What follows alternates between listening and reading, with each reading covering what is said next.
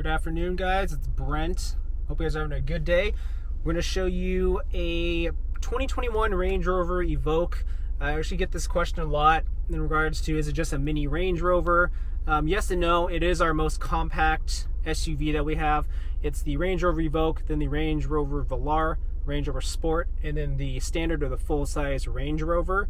Those are kind of how they break down in regards to size and price point. Now for the Range Rover Evoque, you can get them starting in the 50s, and then they'll go up to about 70 if you build out every option. That's pretty pricey. That's going to be only if you really want the size of the Range Rover Evoque, since it is a compact SUV.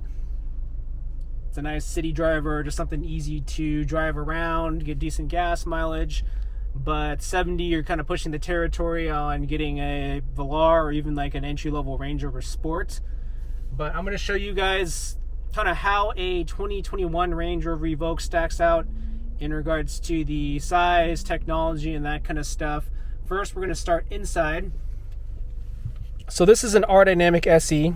Comes with the updated steering wheel here, which I know some of you guys like or don't like. This comes with the 12.3-inch virtual display, which is powered by Pivi Pro. And once again, we have this display right here, which is Pivi Pro. The updated software, which is getting basically transitioning into on all of our new cars. And then we have the dual touchscreen down here, which is an option. So sometimes you would get a different display, but this has the dual touchscreen option down below. This still has this shifter right here, which is a controversial part too. Some people like the dial, which has been in the Evoque since 2012. Now, fit and finishes here. Now, of course, you're not going to be looking at something comparable to like a full-size Range Rover. This is like a hard plastic, and then we have like a soft touch material here. This car is grain leather seats, perforated. You can get a Windsor leather in here, which would be comparable to a full-size Range Rover. This, you can also get extended leather on here, like the higher trim levels. It is compact, so if you're not familiar with the Evoque, then this is the size. Now these are upgraded wheels, which are kind of nice, so they're 21-inch wheels. 20-inch wheels, my apologies. Here is the space back here.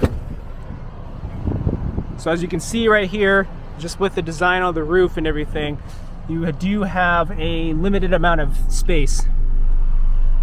It just comes with the size of the vehicle. Now you can fold these seats down if you want to for extra space in the cargo room, but just something to keep in mind is that with a smaller vehicle like this, I'm 5'8" and I have a decent amount of room, but if someone's tall sitting up there, it's pretty tight. But yeah, just keep that in mind. This panel roof is very nice, opens up the vehicle a lot. It is tinted too, so if you can kind of see that, it is blocking out a lot of the sun. I can still feel the sun obviously coming through here, but it does a pretty good job at filtering a decent amount out.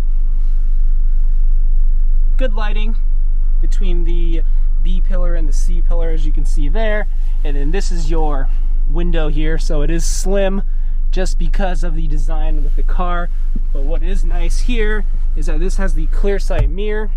So if you see right here, that toggles the mirror right there. Boom, standard mirror. That's a nice feature that's getting implemented in actually most cars. And it is located right there. I'm going to open the trunk.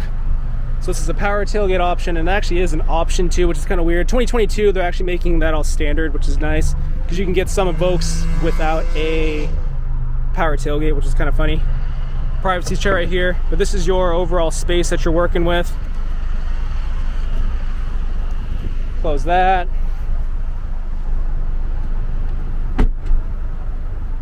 So if we're going to compare this, yes, technically it is a mini Range Rover, but it does drive obviously completely different than the full-size Range Rover. It's a different platform. This is on air suspension. You got bigger engine options. Design is completely different, but you know, you're looking at basically double to quadruple the price of what a Range Rover Evoque is.